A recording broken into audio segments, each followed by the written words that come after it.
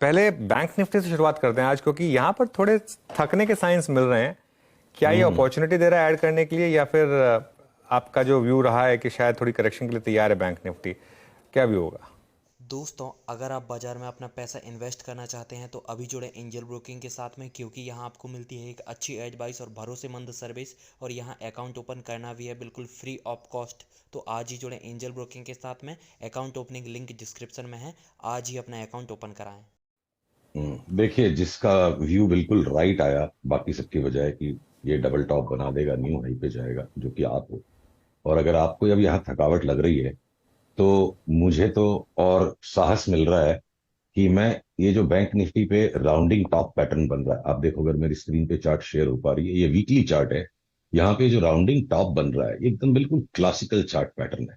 और इसको आप डेली व्यू पे देखोगे तो आपको और भी ज्यादा दिखेगा। यहां से देखिए, ये बैंक निफ्टी ने 4 मई के बाद से अभी तक बस इस तरह का एक छोटा हल्का राउंडिंग टॉप बनाया। मन में तेजी है, स्क्रीन पे तेजी नहीं है बैंक निफ्टी में।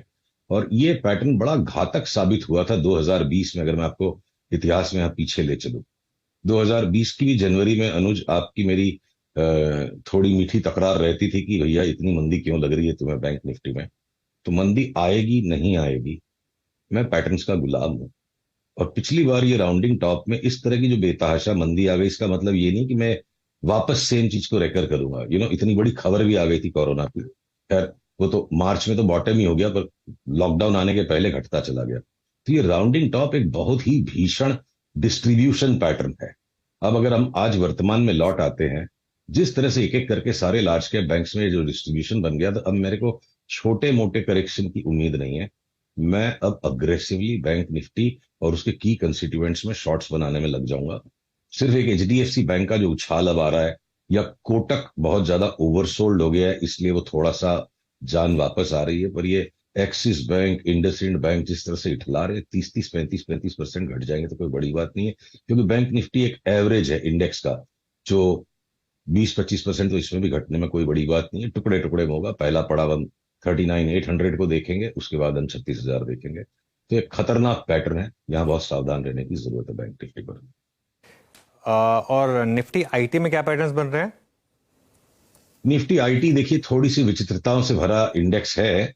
उससे ज्यादा निफ्टी आईटी को खेलने से ज्यादा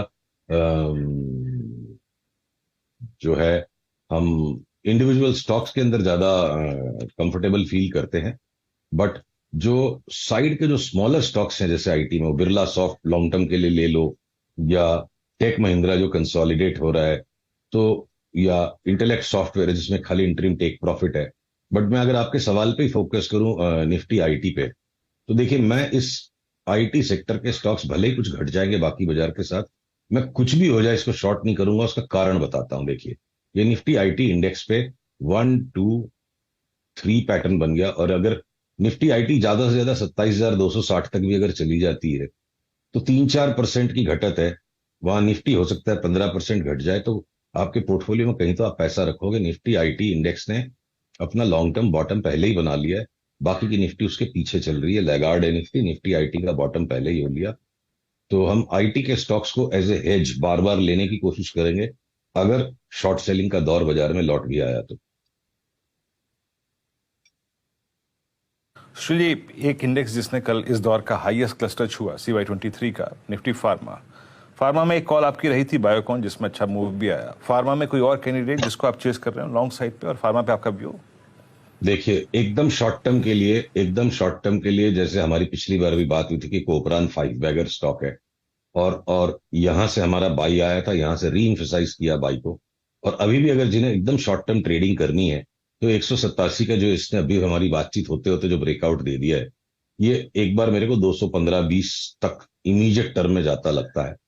और इस तरह के और भी छोटे कई स्टॉक्स हैं, जैसे लॉरस लैब्स। दोस्तों, अगर आप बाजार में अपना पैसा इन्वेस्ट करना चाहते हैं तो अभी जुड़े एंजल ब्रोकिंग के साथ में, क्योंकि यहाँ आपको मिलती है एक अच्छी एडवाइस और भरोसेमंद सर्विस, और यहाँ अकाउंट ओपन करना भी है बिल्कुल फ्री ऑफ कॉस्ट। तो आज ही जुड़े एंजल ब्रोकिंग के साथ में। अकाउंट ओपनिंग लिंक डिस्क्रिप्शन में है। आज ही अपना अकाउंट ओपन कराएं। जिसने मेरे को लगता है अपना लॉन्ग टर्म बॉटम बना दिया। तो आने वाले 3 महीनों में अगर निफ्टी गिरती है तो सबसे ज्यादा डैमेज डॉक्टर रेड्डीज और सन फार्मा में होगी। और बहुत सारे फार्मा के स्टॉक्स भी 20-20% करेक्ट कर सकते हैं। जो कि शायद उनका एक लास्ट राउंड ऑफ करेक्शन होगा। हमने काफी लंबी एक रिपोर्ट बनाई थी अपने सब्सक्राइबर्स के लिए कि इस आने वाले मार्केट ब्रॉड मार्केट करेक्शन के बाद जो सुपरस्टार सेक्टर होगा 2025-26 तक, जहां 5 बैगर्स की झड़ी लग जाएगी, वो फार्मा ही है। तो डॉक्टर रेड्डीज और सन फार्मा सेक्टर के 2 सबसे बड़े स्टॉक्स को आप छोड़ दो तो करीब करीब सारे के सारे स्टॉक्स नेक्स्ट करेक्शन में दोनों हाथ से लेने लायक है। और उनमें से कुछ स्टॉक्स कोपरान जैसे पहले ही चल पड़े, अपना पहले ही फाइनल लॉन्ग टर्म बॉटम बना चुके हैं। अच्छा सुशील जी, लास्ट टाइम जब आप ऑटो पे कमेंट कर रहे थे, आप ऑटो पे नेगेटिव काफी व्यू था आपको, सिर्फ एक टाटा मोटर्स को छोड़ के। टाटा मोटर्स इस दौर की हाईएस्ट ट्रैजेक्टरी पे है 573 पर। अभी इस वक्त आपका व्यू ऑटो पे क्या है, और कोई और मतलब इंडिविजुअली स्टॉक शॉर्ट जो कर रहे हो आप ऑटो में? देखिए 2-4 दिन के सौदे अलग अलग अलग धुरी पर चलते हैं, पर मैं अगर ये लार्जर निफ्टी के 15% करेक्शन को लेकर चिंतित हूं, बैंक निफ्टी में अपेक्षित 20 से 25% करेक्शन को लेकर चिंतित हूं। देखिए मारुति, इसकी चाल पूरी हो चुकी, ये टॉप बन चुका है। Maruti is just making a small rebound. TVS Motors पे अगर मैं आ जाता हूं तो इसकी चाल पूरी हो चुकी। ठीक है, इसका अप ट्रेंड इतना ज्यादा स्ट्रांग था कि इसमें अग्रेसिव होकर शॉर्ट सेल करना अभी भी घातक हो सकता है। और इस ब्रेकडाउन को आने दीजिए। आज के भी लो के नीचे अगर चला जाता है तो टीवीएस मोटर्स, आप सामने चार्ट देख रहे हो, ये भी शॉर्ट बन सकता है, नहीं तो एक बार टेम्पररी रिबाउंड ये दे देगा।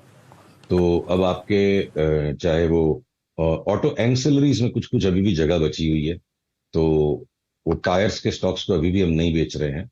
पर बाकी ये पूरा का पूरा सेक्टर देखिए, समवेयर इंटरेस्ट रेट रिलेटेड कोई क्राइसिस बनता मुझे लग रहा है इंटरेस्ट रेट्स की भी चार्ट्स को देख के कि मार्केट अपने आप को बहुत ज्यादा अग्रेसिवली ऑप्टिमिस्टिकली पोजीशन कर चुका है कि फेड को झुकना पड़ेगा, और चार्ट्स बता रहे हैं वैसा नहीं होगा।